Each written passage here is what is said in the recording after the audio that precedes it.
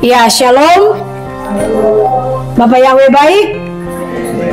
Kita sungguh bersyukur memiliki Elohim yang begitu luar biasa setia. Dia tidak pernah meninggalkan kita sendiri. Dia selalu ada dan selalu mengasihi kita apa adanya. Ya, saat ini kita ada dalam perayaan Shavuot, hari turunnya Torah yang digenapi dengan hari pencurahan Ruach HaKodesh. Di malam hari ini Bapak Ibu, kita akan belajar tentang kebenaran firman dengan materi yang judulnya adalah hidup yang berkenan. Biarlah hidup kita di hari-hari terakhir sambil menanti kedatangan Tuhan Yesua, biar kita itu berkenan di hadapan Bapa Yahweh. Apa saja yang kita lakukan itu berkenan, baik kata-kata kita, baik pribadi kita, sikap kita, bahkan semua yang kita lakukan untuk kemuliaan Tuhan itu berkenan, karena Bapa Yahweh mengindahkannya. Jadilah bagi kita sekarang ini orang-orang yang hidupnya berkenan di hadapan Bapa Yahweh. Ya, Bapak Ibu, tidak terasa ya kita hampir ada di pertengahan tahun hari ini.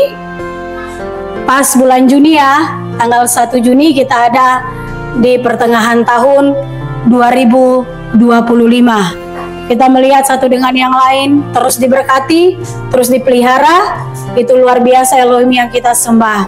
Hari ini kita ada dalam perayaan yang mana selama ini dikenal oleh kekristenan adalah pencurahan Roh Kudus. Tapi hari ini kita akan belajar apa itu hari Shavuot atau perayaan Shavuot. Nah, perayaan Shavuot, Bapak Ibu Saudara terkasih, untuk pencurahan Roh Kudus itu tidak salah atau Pentakosta. Tetapi itu penggenapannya. Yang benar atau yang lebih tepat itu hari turunnya Torah. Nubuatan ini diterima oleh Moshe, lalu digenapi saat Yesua naik ke Samaim dan dia berjanji untuk menurunkan seorang pribadi yang penolong. Itulah yang disebut Pentakosta atau perayaan pencurahan Roh Kudus. Tapi sebenarnya Shavuot itu jauh sebelum Roh Kudus itu turun di loteng Yerusalem. Dia sudah ada waktu hari turunnya Torah. Memperingati hari turunnya Torah kepada bangsa Israel melalui Moshe yang terjadi 50 hari setelah mereka menyeberang laut kosong. Mereka menyeberang 50 hari setelah itu turunnya Torah di gunung Sinai. Waktu Moshe naik ke gunung Sinai, lalu Yesua itu menggenapi, ingat, 7 perayaan yang bisa menggenapi cuma Tuhan Yesua. Hanya Yesua yang bisa menggenapi. Nah, Yesua menggenapinya pada waktu dia naik ke Samaim, lalu dia berjanji untuk mengirim seorang penolong yaitu Ruach HaKodesh. Dan penggenapannya terjadi waktu para murid tunggu di loteng Yerusalem. Jadi pada waktu nubuatan ini turun, Bapa Yahweh menyuruh Moshe naik di gunung Sinai. Saat Moshe lagi naik di gunung Sinai, bangsa Israel di bawah gunung itu, mereka merasakan bahwa terlalu lama Moshe di atas. Jangan-jangan dia sudah mati atau meninggal. Kita buat saja patung tuangan, yaitu lembu emas. Nah Bapak Ibu, Israel ini karena terlalu lama tinggal dengan perbudakan, kehidupan mereka itu kebiasaannya melihat bangsa-bangsa lain punya cara penyembahan. Akhirnya mereka tahu tuh cara buat patung. Mereka kumpulkan emas, mereka leburkan, mereka memaksa Aaron atau Harun untuk membuat patung lembu emas. Akhirnya Bapak Yahweh suruh mereka harus keluar dari tanah Mesir. Hanya untuk apa? Hanya untuk beribadah kepada Bapak Yahweh. Mereka bisa beribadah. Firaun pada saat itu bilang, mereka pergi saja ibadah, tapi kembali lagi Kalau kita baca kisahnya, Bapak Yahweh tidak setuju, makanya Bapak Yahweh mendatangkan 10 tula supaya bangsa Israel itu keluar. Nah, saya mau bilang Bapak Ibu, kalau ibadah streaming terkecuali engkau sakit, selama ada ibadah, datanglah beribadah. Untuk apa Bapak Yahweh memilih kita keluar dari penyembahan lama kalau kita bisa datang beribadah berkumpul? Nantinya kebiasaan kita seperti kita lagi dalam perbudakan. Bukankah setiap belenggu dosa sudah dipatahkan? Kenapa kehidupan kita seperti kebiasaan lama yang lebih nikmat lewat streaming? Kalau sakit atau di luar kota dimaklumkan. Tapi kalau ada, ya jangan. Itu sama dengan engkau lagi memberhalakan apa yang tidak disukai oleh Tuhan. Maka apa yang terjadi? 3.000 orang di saat itu Tuhan bunuh. Tuhan pisahkan dan Tuhan bunuh. Apa yang terjadi Bapak Ibu? Mose atau Musa menyuruh mereka meminum, meleburkan lagi, lalu minum leburan emas patung buatan mereka itu, lembu emas. Setelah itu dibunuh oleh Tuhan.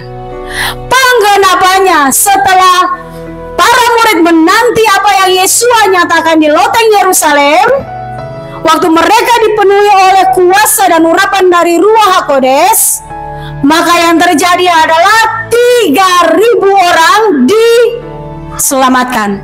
Ada kelahiran baru. Tidak main-main.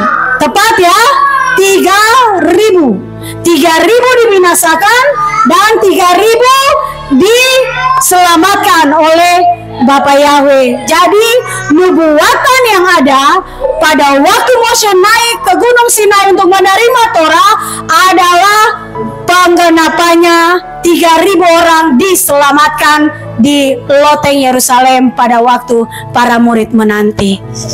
Luar biasa Elohim yang kita sembah. Dan memang arti dari Shavuot adalah hari turunnya Torah dan digenapi dengan pencurahan Ruach HaKodes.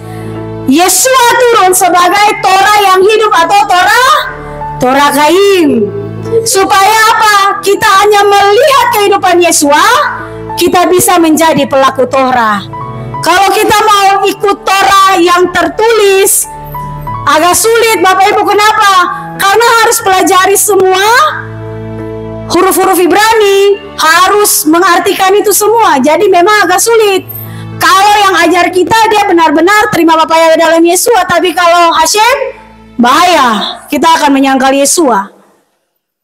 Makanya Yesua itu luar biasa. Dia mencintai Bapak Ibu dan Saudara. Ribuan tahun yang lalu, perintah kehendak Bapak Yahweh itu turun bagi bangsa Israel. Hari ini Tuhan juga tidak mau ketinggalan kita terima anugerah itu. Jangan sia-siakan pesan Tuhan, karena apa yang Bapak Yahweh kehendaki itu menjadi sesuatu yang kekal bagi kehidupan kita. Jadi Bapak Ibu, tidak kebetulan ya kita ada di hari raya yang keempat dalam 7 perayaan.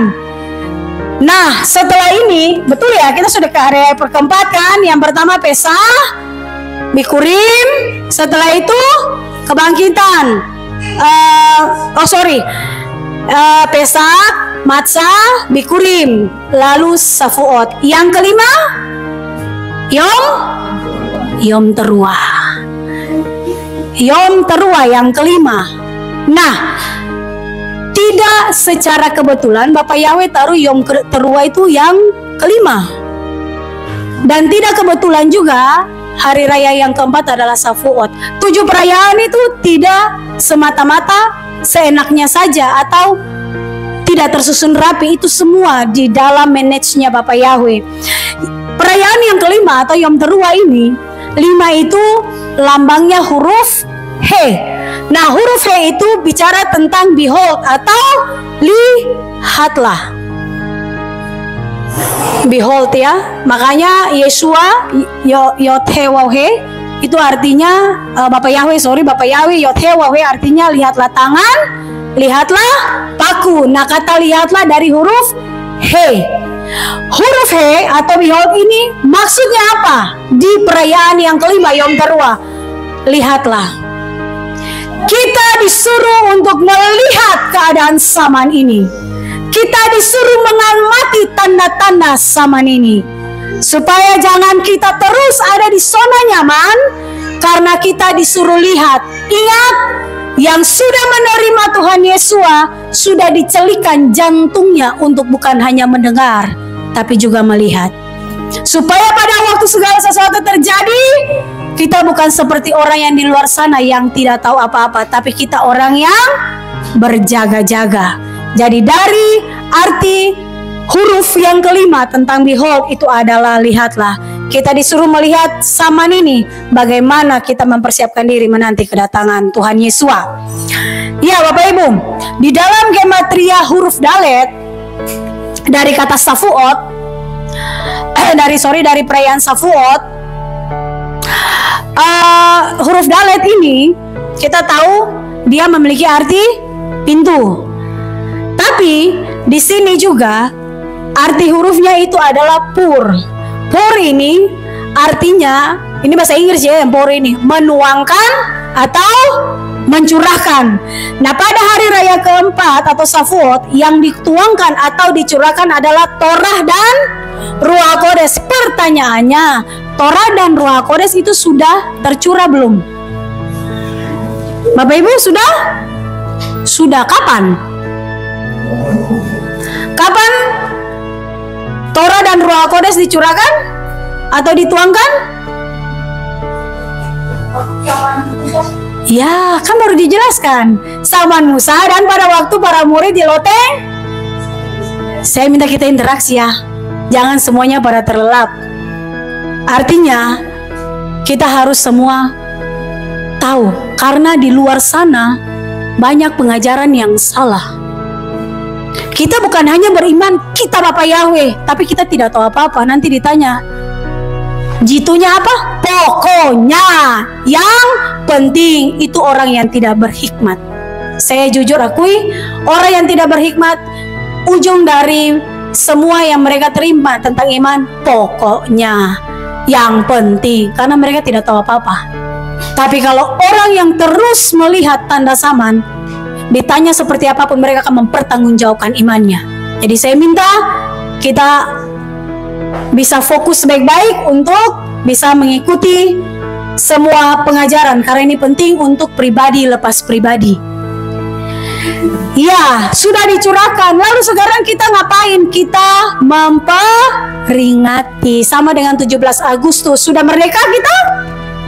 Tapi setiap 17 Agustus kita lakukan apa? Upacara untuk memperingati sama. Dari tahun ke tahun 7 perayaan kita memperingati. Tapi sebenarnya Roh Kudus sudah tercurah dan Torah itu sudah turun. Memperingati sambil kita lakukan. Di dalam kitab Wayikra atau Bilangan 23 ayat 1 sampai 44, di dalam di dalam perayaan Safuot yang adalah perayaan keempat huruf Daletnya, selain arti pintu itu juga artinya mencurahkan atau menuang. Saya mau bilang di sini Bapak Ibu Saudara sekalian, Torah itu berlaku sampai kapanpun, tetapi banyak orang yang gagal paham. Orang yang gagal paham akan bilang begini, kita sudah ada di bawah kasih karunia, Torah tidak berlaku. Nah, iman kita tidak seperti itu Bapak Ibu. Kasih karunia itu adalah nubuatan dari Torah. Tanpa Torah, kasih karunia itu tidak ada. Saya sekali lagi bilang, tanpa Torah, kasih karunia itu tidak ada. Jadi kasih karunia yang kita terima saat ini, itu adalah nubuatan dari turunnya Torah lebih dulu. Jadi jangan sampai kita mau cuma kasih karunia, Torahnya kita tidak mau. Contohnya seperti apa? Saya bikin segala sesuatu juga tetap Tuhan ampuni. Saya mau bilang untuk kita semua, orang fasik Tuhan tahu cara memelihara untuk membinasakan. Jadi jangan sampai kita berpikir Kita sudah jadi orang benar menyembah, kok kayaknya jawaban Tuhan ke orang fasik lebih cepat ya? Kok sama kita belum? Ingat, berkat tercurah, saya mau bilang, berkat tercurah itu umum. Kita doa untuk kebutuhan kita itu umum. Kita doa untuk pekerjaan itu umum. Kita doa untuk jodoh kita itu umum. Tapi berkat keselamatan itu pribadi lepas pribadi, dan itu pilihan Bapa Yahweh.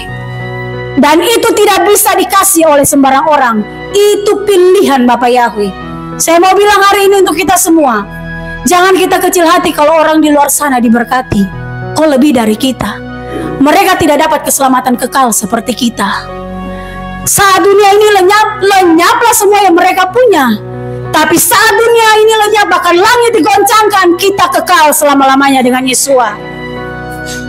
Jangan sia-siakan semua yang Yesua lakukan untuk kita. Ini tidak lagi turun keadaannya Bapak Ibu dalam masa-masa sulit. Silakan bagi yang mau main-main, karena di dalam Yesua tidak bisa bermain. Kalau Yesua bermain, kita tidak mungkin terima keselamatan hari ini. Ya, jadi memang kita bangga memiliki Tuhan seperti Yesua, apalagi imannya kita di dalam Yesua.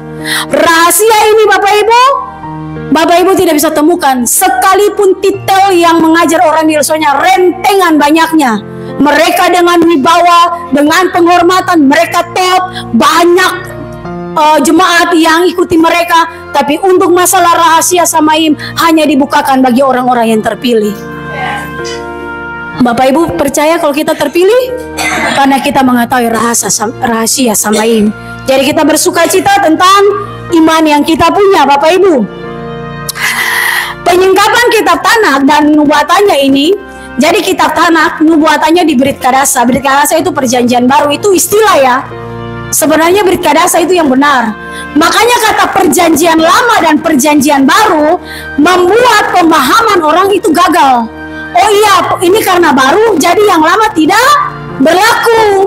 Sebenarnya perjanjian lama, kalau kita pakai Tanakh dan perjanjian baru, dari bahasa asli adalah Brit Kadasa, itu tidak akan lari karena itu ada satu benang merah. Nah, di dalam Mazmur 22 itu sudah dinubuatkan kematian Yesua. Mazmur 22 ayat 2. Elohimku, Elohimku, mengapa engkau meninggalkan aku? Jauh dari keselamatanku dan dari ucapan rintihanku. Iya, ini yang doa siapa yang tulis Mazmur? Raja Daud atau Raja Daud. Tapi orang Israel tidak mengakui ayat ini Bapak Ibu, karena ini rujuknya kepada Tuhan Yesua. Salah satu doanya di tiang kayu salib, Eli Eli lama sabachthani. Yang benar yang itu bukan Eli Eli lama sabachthani ya. Yang benar Eli Eli lama sabachthani. Nah, Daud sudah menubuatkan kematian Yesua. Mereka mau menyangkal seperti apapun, tidak diakui Yahweh itulah Yeshua HaMashiach. Banggalah kita, iman kita itu iman yang pasti. Iman kita kepada Bapa Yahweh dalam Yesua adalah iman yang membawa kita dalam keselamatan hidup yang kekal. Kita berbahagia Bapak Ibu, karena Tuhan Yesua itulah Yahweh yang turun menjadi manusia. Ya, jadi dari sini kita bisa lihat Bapak Ibu, kita digiring oleh Roh Kudus bukan hanya untuk menerima kasih karunia, bukan hanya menyembah Yesua, tapi juga menerima Torah. Kita juga digiring untuk mengenal Torah, tapi tidak lepas dari kasih karunia. Jadi kasih karunia dengan Torah itu harus balance, supaya waktu kita tahu, wah kita ini tidak setia, tapi kita diberkati, kita juga harus tahu ada Torah yang harus kita lakukan. Kita juga tahu bahwa Torah harus kita lakukan, tapi kita juga bersyukur atas kasih karunia. Jadi mari kasih karunia maupun Torah itu berjalan bersama-sama. Yang berikut dari huruf Dalet dalam perayaan ini, huruf Dalet juga memiliki arti dor, yaitu pintu atau gerbang, memberitahukan bahwa Shavuot adalah pintu gerbang untuk masuk ke tahun yang baru dan untuk masuk ke nubuatan atau rencana Elohim yang baru. Setelah Shavuot, kita akan memasuki hari raya berikutnya, yaitu Rosh Hashanah atau Yom Teruah. Benar Bapak Ibu? Beberapa bulan lagi ya, kita akan masuk dalam Rosh Hashanah atau Yom Teruah. Nah, saya mau bilang, kenapa Yom Teruah itu tidak di bagian yang pertama? Iya kan? Pernah tidak Bapak Ibu berpikir gini, kok tahun baru perayaannya kelima? Harusnya yang pertama kan? Ini salah atau benar? Karena kita ini sudah kebiasaan. Kita mulai awal tahun kan, sebelum kita menerima Bapak Yahweh, kita tahun barunya di Januari itu awal, baru yang sisanya sampai di Desember. Tapi pas waktu kita masuk di penyembahan yang benar, kok kepala tahun atau Yom Teruah ini jatuhnya di tanggal perayaan yang kelima. Nah, saya mau bilang Bapak Ibu, semua yang Tuhan sudah manage itu tidak akan pernah salah. Makanya hari ini kita belajar bagaimana perayaan keempat. Dia jatuh di perayaan keempat, Shavuot. Dia adalah pintu gerbang. Ingat, setiap angka 4 itu tetap berbicara tentang pintu. Ada makna yang lain kayak tadi, pour atau tercurah atau menuangkan. Tetapi di lain itu pintu, itu adalah pintu masuk untuk kita ada di tahun yang baru. Nah, untuk orang Israel, mereka selalu menyinkronkan kata Shaddai. Tahu kata Shaddai yang biasa kita nyanyi lagunya? Ya, dari kata Shaddai, El itu kan kita tahu ya, Elohim. Shaddai itu dari huruf Shin, Dalet, dan Yod. Nah, huruf Shin, Dalet, dan Yod itu bicara tentang Shinnya itu Shomer untuk kata Shomer, Daletnya itu untuk Daltot, dan Yodnya Israel. Jadi kalau kita gabung katanya dari kata Shaddai, dapat satu kalimat yaitu Shomer Daltot Israel. Artinya penjaga pintu Israel. Siapa yang menjaga pintu Israel? Bapak Yahweh dalam Yeshua.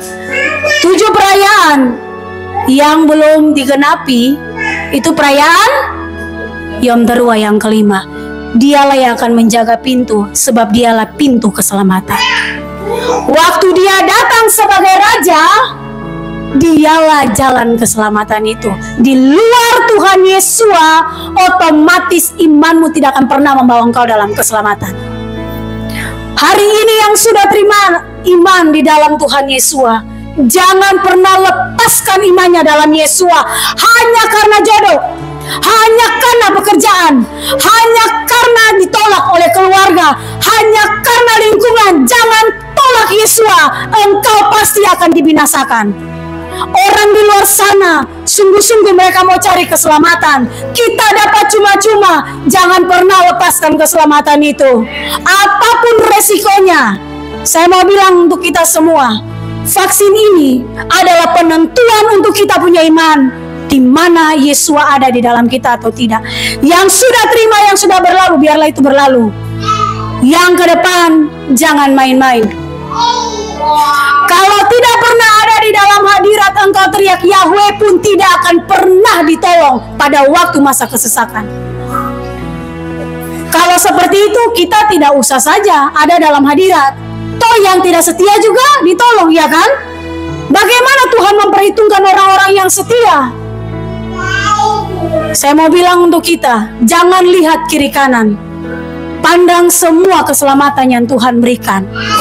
Untuk masuk di Yom Teruah, Tuhan suruh lihatlah keadaan zaman. Ini tidak main-main. Ingat, dia adalah pintu keselamatan. Rosh Hashanah dan Yom Teruah itu jatuh satu Tisri. Sama-sama ya. Bedanya apa? Rosh Hashanah itu tahun baru, dari kata Rosh. R-nya itu huruf res, itu bicara tentang kepala. Sana itu tahun, H itu kan kata sandang saja. Jadi Rosh Hashanah itu kepala tahun atau tahun baru. Kalau Yom Teruah itu nubuatan di dalam tahun yang baru. Makanya ada trompet, tanda kehadiran Tuhan untuk nubuatan itu terjadi. Kita sudah lewati beberapa kali di dalam perayaan tahun baru, mulai kita menerima Bapa Yahweh. Setiap tahun baru akan ada nubuatan yang baru. Jadi untuk nanti beberapa bulan kemudian pasti ada nubuatan atau pesan Tuhan untuk kita masuk di 5786. Bagaimana dengan pesan Tuhan yang lalu-lalu? Pesan Tuhan tidak akan berakhir sampai semuanya digenapi. Jadi di tahun, saya ingat ya, waktu 5784 kita masuk itu, kita kan berdiri untuk Keilat Yahweh El Gibor, dikukuhkan 2 tahun. Nah, 5784 itu kita masuk, pesan Tuhan itu perbaiki cara penyembahanmu. Itu pesan Tuhan. Masuk 5785 kemarin, hargai kasih karunia. Nah, nanti 5786 pasti akan ada pesan Tuhan bagi kita semua. Di sini nubuatan yang Tuhan maksud untuk tahun yang baru. Hanya satu tujuan, melekatlah kepadaku. Kalau mendekat, ini mendekat cara duduk kita. Tapi kalau melekat, Tuhan mau kita ada di dalam hadiratnya. Dari waktu ke waktu. Jadi dia mau kita melekat di dalam seluruh kehidupannya, supaya pada waktu terjadi goncangan, kita tidak digoncangkan. Saya mau bilang untuk kita semua, kitab suci sudah menubuatkan untuk tidak lagi ada pertanda yang baik bagi dunia ini. Semua perkataan Bapak Yahweh itu tidak bisa dibatalkan, Bapak Ibu. Sudah dinubuatkan dalam kitab suci bahwa tidak akan ada pertanda baik bagi dunia ini ke depannya. Bapak Ibu bisa melihat baik atau tidak? Lebih banyak tidaknya, ya kan? Kita tidak bisa bilang tetap baik, karena memang sudah dinubuatkan tahun-tahun ke depan tidak lagi ada hal-hal yang baik. Tapi untuk iman kita, tetaplah kita berkata tahun-tahun bagi kita adalah tahun yang baik. Kenapa? Karena kita lengket dengan Bapa Yahweh. Kalau kita lengket dengan Bapa Yahweh, segalanya tetap baik. Di dalam kitab Mazmur 65 ayat 12 Bapak Yahweh ngomong begini, Bapak Yahweh sudah memahkotai kita dengan tahun-tahun kehidupan kita dengan segala kebaikannya. Itu pasti terjadi sekalipun di dunia, di luar sana mau kau coba lo harga barang naik dan segala sesuatunya sulit. Tetapi bagi kita, iman kita, karena ini sudah tertulis, Bapa Yahweh pasti memahkotai tahun-tahun hari kita adalah dengan kebaikan. Jangan takut sekalipun kita melihat keadaan. Amin. Kita belajar kemarin dari Kefa atau Simon Petrus. Dia sudah jalan atas air, tapi waktu dia lihat gelombang, dia tenggelam. Engkau lihat gelombang dalam goncangan apapun dalam semua pergumulanmu, tetap perhatikan Yesua di garis finish. Kita pasti selamat. Selama masih ada kesempatan, Bapak Ibu Saudara semua, melekatlah kepada Dia. Sebab Tuhan Yesua itu tidak main-main dalam misi penyelamatan. Dia benar-benar menyamaratakan dirinya dengan kita, supaya misi Bapak Yahweh itu dalam keselamatan itu digenapi. Kalau Bapak Yahweh turun dalam rupa kemahakuasaannya, kira-kira manusia mati tidak? Dia kan api yang menghanguskan. Terus dia mau tolong, loh, kita pasti kebakar semua. Apalagi pada saat kita duduk seakan-akan kita lagi kudus, pada pikiran kita nih kesana kemari. Pasti mati, Tuhan bunuh. Karena dia tidak bisa yang tidak kados, tidak kudus. Makanya dia harus ambil rupa manusia. Makanya Yesua mendekat 5.000 orang sekalipun mereka bukan mati tapi diberkati. Dia benar-benar merendahkan dirinya untuk misi Bapak Yahweh itu benar-benar terjadi dan tergenapi. Bagaimana dengan kita? Masihkah kita meninggikan diri? Tundukkanlah dirimu di hadapan Bapak Yahweh, supaya semua misinya itu digenapi di dalam kita. Saatnya kita akan ditinggikan. Jangan kita tinggikan, nanti direndahkan. Ya Bapak Ibu, Bapak Yahweh dalam Yesua itu benar-benar mengasihi kita semua. Misi demi misi Bapak Yahweh itu sudah digenapi mulai dari Yesua lahir, Sukot. Saya mau kasih tahu juga ya, Sukot ini terjadi sebelum Yesua lahir.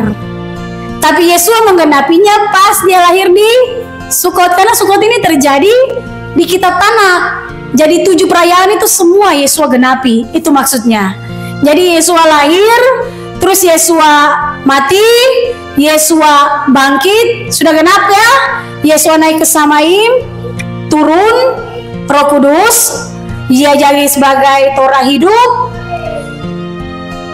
dia jadi pendamai. Yang belum yang mana? Dia datang sebagai Raja di atas segala raja untuk selamatkan kita. Itu yang kita tunggu, Yesua juga tunggu Bapak Ibu. Kita sama-sama menunggu waktunya Tuhan. Kalau 6 misi itu digenapi, misi ini misi yang terakhir yang luar biasa. Yang mati di dalam Tuhan Yesua, yang masih hidup akan diubah-ubahkan, sama-sama kita terangkat. Untuk itu saya mau bilang, bertahanlah. Resikonya pasti kita sesak, tapi tetap bertahan. Dia tidak tinggalkan kita sendiri karena ada Roh Penolong. Makanya kita tidak punya alasan untuk tidak kuat, tidak mampu. Yang sana begini, yang kita tidak bisa beralasan karena ada Roh Penolong. Kemarin saya bilang, kalau tidak sanggup, teriak, Roh Kudus tolong saya. Roh Kudus pasti tolong. Yang penting kita tenang, jangan panik dalam semua perkara. Nah Bapak Ibu, kita lagi menanti misi terakhir yang akan Yesua genapi. Harapan saya, tahun ini Yesua datang. Amin. Bapak Ibu, bagaimana harapannya Yesua datang tahun ini? Ataukah ada yang bilang begini, jangan dulu, saya belum kawin. Jangan dulu, saya baru kerja. Jangan dulu, saya lagi mencari pekerjaan. Jangan dulu, saya belum punya rumah. Saya lagi benahi nih. Tapi yang punya hutang pasti cepat-cepat datang. Tidak ya, semua tidak ada yang punya hutang. Semua sudah dilunasi. Ya, lalu bagaimana kalau sampai Tuhan datang? Saya percaya kita semua sudah siap. Maka dari itu Bapak Ibu, jangan sia-siakan waktu untuk datang beribadah. Hanya datang saja karena memang ada ibadah. Hanya datang saja karena lagi perayaan, tapi datang karena engkau membutuhkan Tuhan. Supaya ibadahmu itu berkenan di hadapan Bapak Yahweh. Mari kita siapkan seluruh jantung hati kita, supaya pesan demi pesan di setiap perjumpaan ibadah kita hanya mengingat perkara di Samaim. Supaya jangan sampai kita lihat perkara dunia membuat kita mundur dalam mengikuti Tuhan Yesua. Tanda peperangan di Israel, saya mau bilang, tidak akan pernah berakhir sampai Yesua turun menyelamatkan mereka. Tidak akan lagi berakhir. Itu picunya terus. Sekarang kita mau lari kemana? Dunia di dalam kontrol mereka. Tapi waktu kita melekat dengan Tuhan, kita akan disembunyikan pada waktu keadaan yang kacau balau. Mari kita tetap berjaga-jaga. Saya mau bilang, keselamatan itu pribadi. Tidak ada sangkut paut mama saya karena tidak ikut, papa saya tidak ikut, saya juga tidak ikut. Tidak bisa, karena pribadi. Suami saya masih belum masuk, jadi saya juga kayaknya belum bisa. Keselamatan tetap pribadi Bapak Ibu. Tidak bisa sama-sama, kita tidak akan bergandengan tangan waktu pengangkatan. Nah, saya mau bilang, saya ingat gempa di Palu. Beberapa tahun yang lalu terjadi gempa di Palu. Ada satu kejadian yang luar biasa. Pada waktu gempa, pesawat yang harusnya pesawat mau take off, tapi itu gempa, saya kurang tahu ya apa namanya orang yang melihat untuk terus mengontrol sampai pesawat take off. Ya apa? Artistik ya. Dia tetap di dalam pantauan sampai terakhir dia mati. Dia rela gedungnya tindis dia, reruntuhan gedungnya numpuk ke dia sampai dia meninggal. Yang penting satu pesawatnya itu take off selamat. Dan pada waktu take off itu mereka tidak tahu kalau sudah gempa. Dari atas baru mereka lihat tanah dan aspal dan jalan itu bergelombang. Nah, saya mau bilang Bapak Ibu, Yeshua itu pilotnya kita. Seperti kejadian gempa itu menjadi satu contoh bagi kita secara nyata. Waktu semuanya mau hancur, Yeshua datang jemput kita semua naik. Kita tidak akan pernah kena sedetik pun atau sedikit pun untuk harus hancur dengan dunia ini. Hargai keselamatan yang Tuhan beri. Ini mahal Bapak Ibu. Tidak bisa cari dimanapun. Suamimu, istrimu, semua orang yang menolongmu dalam segala susahmu tidak mampu membawa engkau kepada keselamatan. Jangan sia-siakan keselamatan yang Tuhan beri. Kalau kita naik pesawat, kalau kita naik kapal, pernah enggak kita lihat waktu jalan terus kita kenal, oh ini pilotnya tetangga saya, atau oh nakodanya tetangga saya? Tidak pernah kan? Tapi kita tenang saja kan? Yang penting kita udah doa, pasti sampai. Kita tidak kenal orang yang membawa kita dengan kendaraan, baik transport laut maupun udara. Tapi yang kita kenal itu Yeshua. Kenapa kita ragu untuk hidup dalam keselamatan? Yang berikut Bapak Ibu. Safuot adalah jalan sempit Elohim menuju keselamatan yang hanya akan dilewati oleh orang-orang yang mau melewatinya.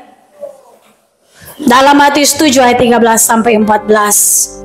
Matius pasal 7 ayat 13 sampai 14 yang berbunyi, masuklah melalui gerbang yang sempit, karena lebarlah gerbang dan lapanglah jalan yang menuju kepada kebinasaan. Dan mereka yang masuk melaluinya adalah banyak. Sebab sempitlah gerbang dan sesama jalan yang menuju kepada kehidupan, dan mereka yang mendapatkannya adalah sedikit. Amin.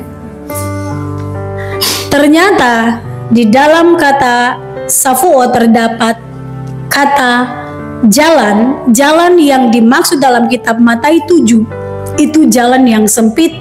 Kalau dalam bahasa Inggris ada dua, yaitu path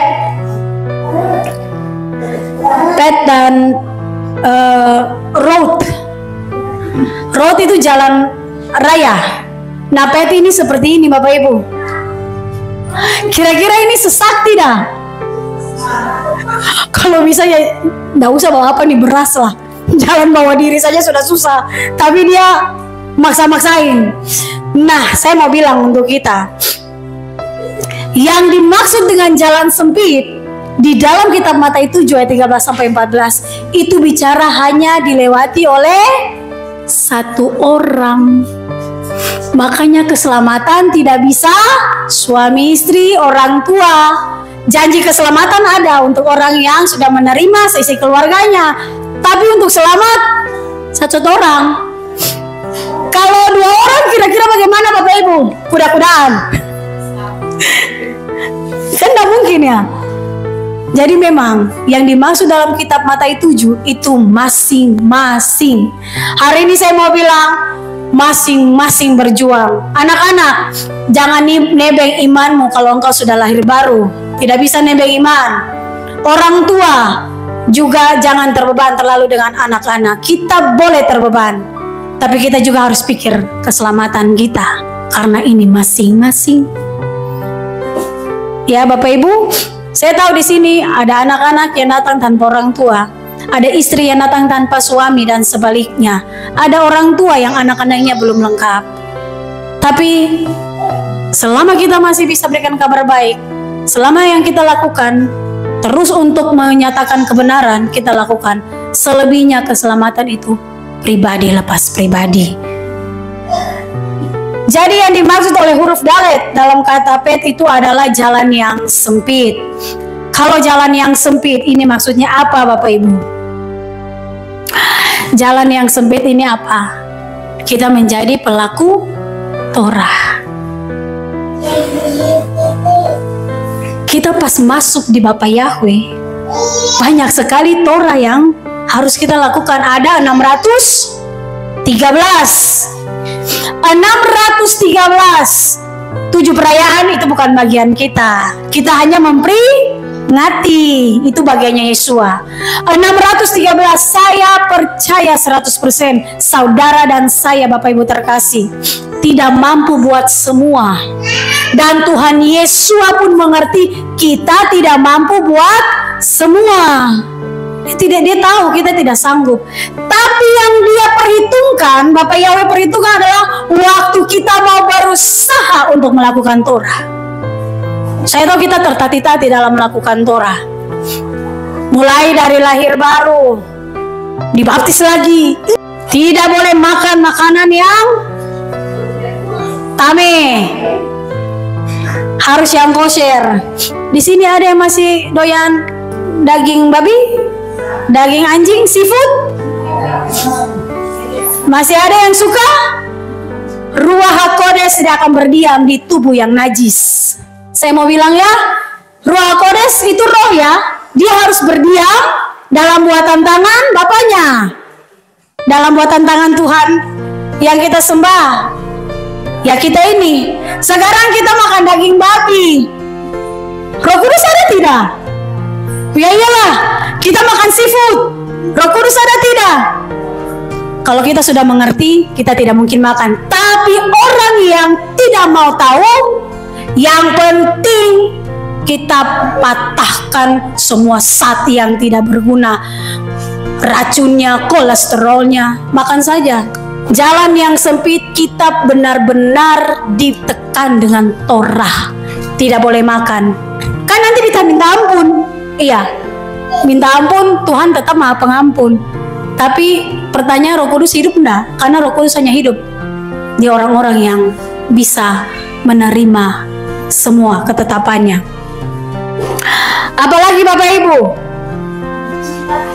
selain Torah, kita dilarang makan makanan yang tame, sunat, apalagi hal-hal yang lain banyak ya yang kita dilarang. Tapi yang mau bagaimana? Kembali ke masing-masing. Kita hanya menyatakan, kita hanya memberitahukan sesuai kitab suci. Ada yang masih merokok, ada yang masih minum minuman. Saya mau bilang, hargai tubuhmu karena Roh Kudus mau berdiam. Supaya pada waktu Roh Kudus berdiam, engkau pasti didapati kekuatan dan penghiburan. Dia akan menolong kita supaya kita berkenan di hadapan Bapa Yahweh. Ya, kita tahu bahwa 613 mitzvot atau perintah itu tidak bisa kita lakukan semua. Tapi percayalah, waktu kita semua mulai berusaha untuk melakukan Torah, sekalipun tertati, Bapa Yahweh menghargai kita. Di dalam kitab Bilangan 15 ayat 37 sampai 41, saya minta Ibu Nina untuk membacakan.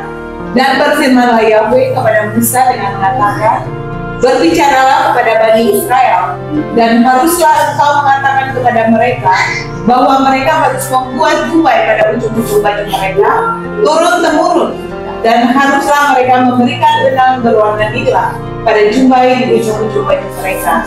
Dan akan terjadi kepadamu ketika kamu melihat kepada jubah itu, maka dia akan mengingatkan kamu kepada semua perintah Yahweh agar kamu melakukannya, sehingga kamu tidak akan mencari seturut hatimu dan seturut matamu, karena menuruti mereka kamu berlaku seperti pelacur.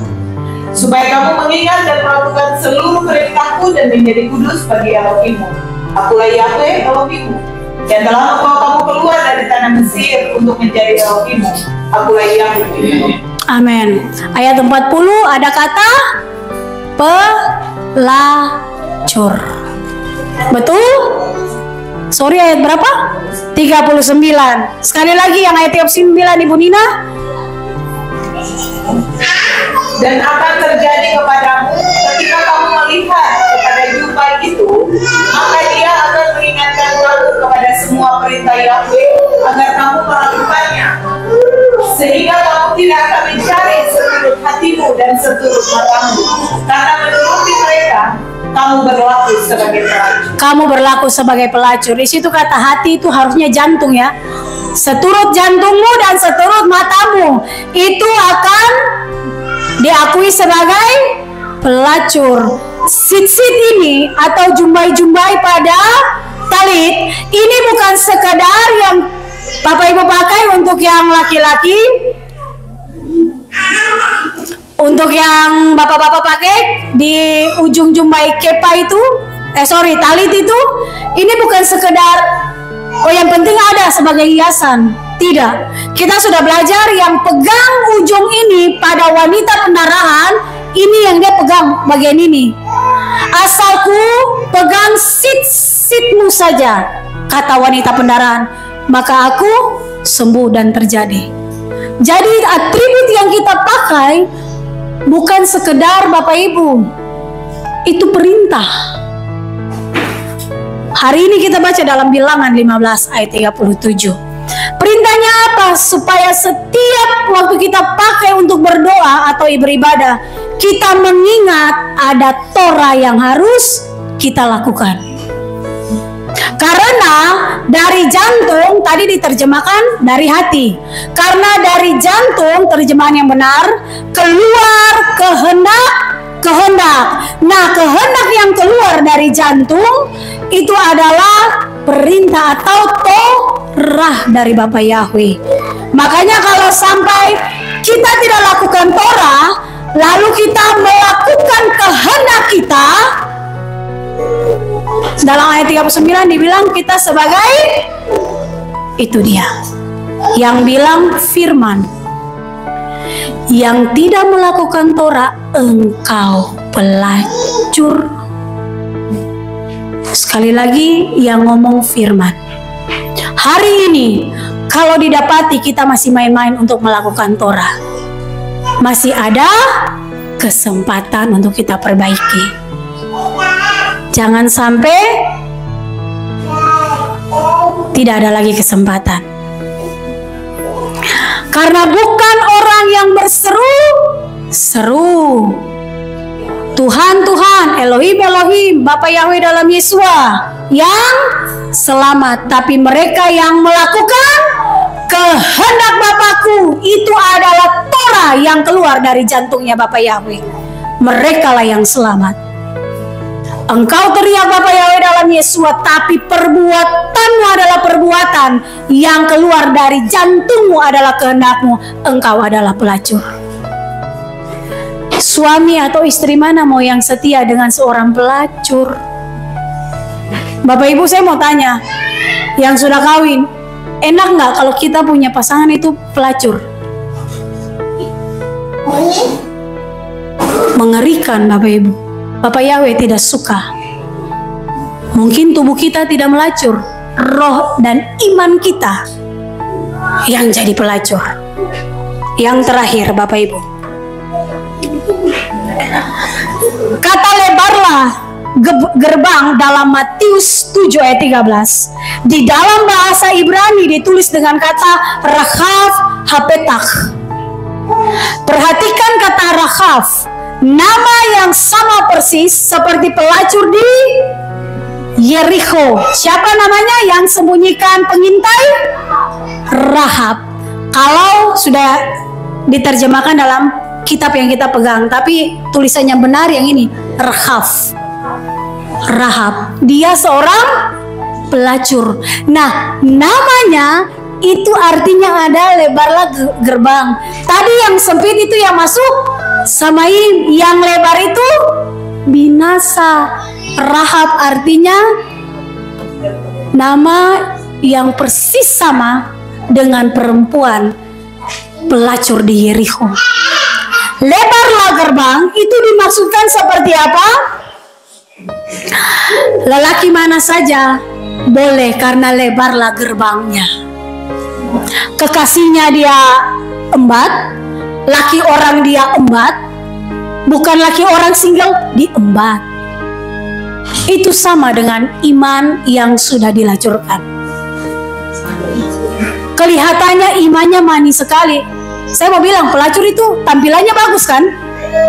Orang yang kelihatannya imannya manis sekali, tapi seluruh yang dia lakukan adalah keinginan jantungnya. Dia lagi melacur. Ini waktu bukan waktu yang biasa-biasa, yang baik-baik, yang tenang-tenang. Bapak, Ibu, dan anak-anak yang terkasih, saya mau bilang untuk anak-anak, sampai kapan orang tuamu terus mengingatkan engkau kalau engkau sudah mengalami lahir baru? Harusnya engkau berdiri selamatkan generasimu. Kalau engkau dapat banyak di sini tentang kebenaran, pergi dan jadilah terang bagi generasimu. Bukan engkau sembunyikan terangmu di bawah gantang. Jangan engkau sia-siakan garam yang Tuhan berikan untuk memberi rasa, memberi warna bagi dunia. Tubuhnya terbuka lebar untuk siapa saja, itu gambaran orang-orang yang menolak Torah. Mereka akui kasih karunia, mau hidup enak, tidak keluar dari zona nyaman, tapi mengklaim Tuhan datang, saya pasti dalam pengangkatan. Yaitu terserah aja dia ngomong, tapi yang pasti endingnya dijamin 100% tertinggal. Lalu apa yang kita cari di dalam dunia ini? Jangan kita cari yang bangsa-bangsa cari, karena Bapak Yahweh tahu cara memberkati kita. Ingat, tubuh kita ini adalah bait Roh Kudus. Buatlah Roh Kudus itu nyaman dan betah untuk apa yang kita buat. Karena Yesua tidak mencari orang yang merasa dirinya benar, tapi Yesua mencari orang yang mau dibentuk dengan cara yang benar. Bapak Ibu adalah orang-orang yang mau dibentuk. Anak-anak, engkau adalah orang-orang yang mau dibentuk. Biarkan Tuhan membentuk hidupmu. Dengan cara apa? Engkau menjadi pelaku Torah. Jangan utamakan keinginanmu, tapi dengarkan keinginan Bapamu yang ada di Samaim. Kalau mau hidup asal disenangkan, engkau akan punya iman seperti seorang pelacur. Mau dan tidak mau, saya akan tekan supaya diingatkan, kalau hidupmu hanya mau untuk memuaskan keinginanmu, ketahuilah identitas imanmu di hadapan Tuhan, engkau pelacur. Tapi kalau engkau mau melakukan kehendak Bapa dan menekan kehendakmu di bawah kehendak Tuhan, otomatis waktu engkau berseru, keselamatan akan turun atasmu.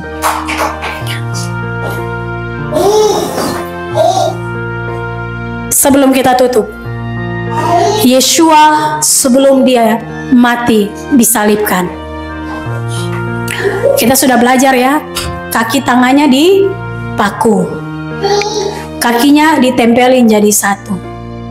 Kalau disandar, yang pasti tahan itu bagian bokong kita, betul? Karena kakinya udah naik. Kaki satu naik saja kita kelelahan, kaki dua naik pasti yang tahan bokong.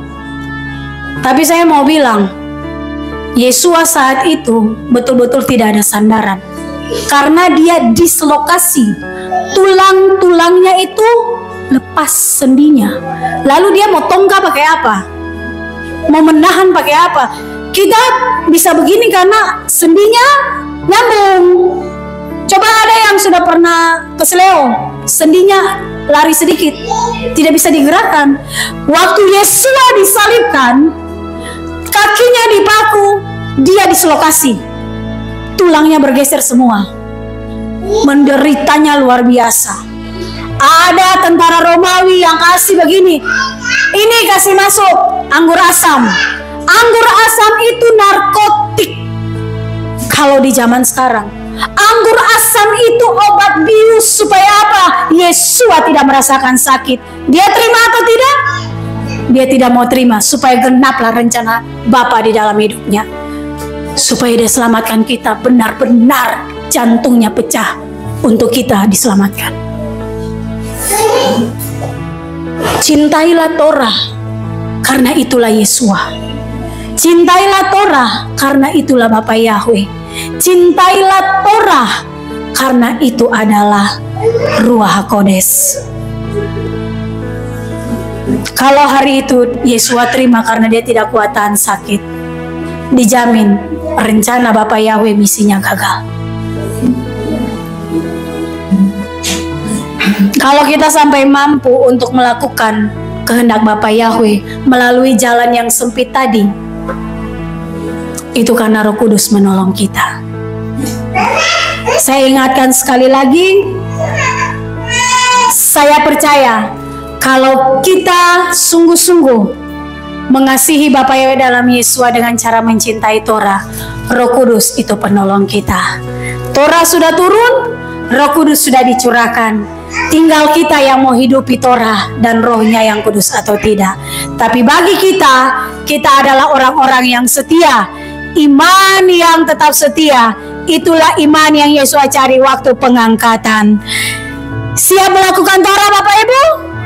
Hidupilah Torah sampai Yesua datang, mendapati kita menjadi orang-orang yang setia. Hak Sameach Yom Shavuot, Bapa Yahweh memberkati kita semua. Amin.